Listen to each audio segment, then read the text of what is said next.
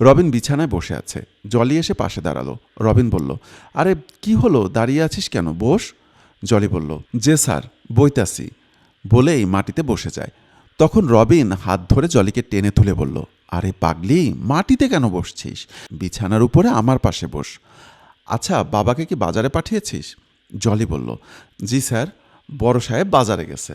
রবিন জলির দিকে একটু এগিয়ে গিয়ে বলল, তোকে তো অনেক সুন্দর লাগছে রে, তোর ম্যাডামের চেয়েও সুন্দর। দিনে দিনে তো তুই নায়িকা হয়ে যাচ্ছিস। জলি একটু লজ্জা পেল, তারপর বলল, আচ্ছা স্যার, ম্যাডাম বাবার বাড়ি থেকে আইব কবে?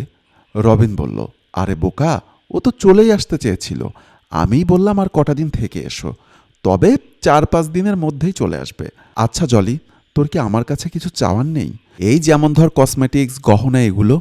জলি বলল, স্যার, আমরা গরিব মানুষ, এইগুলার আশা কইরা লাভ আছে কন? আর তাছাড়া আপনিই বা কেন এইগুলো আমারে দিবেন?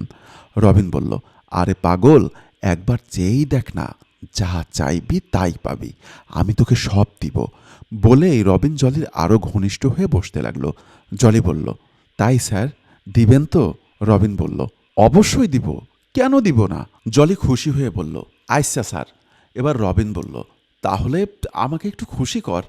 বলেই দুজন বিছানায় শুয়ে পড়ল। দুজনের শারীরিক সম্পর্ক শেষ হলে দুজনই উঠে বসল বিছানায়। এবার জলি বলল, আমার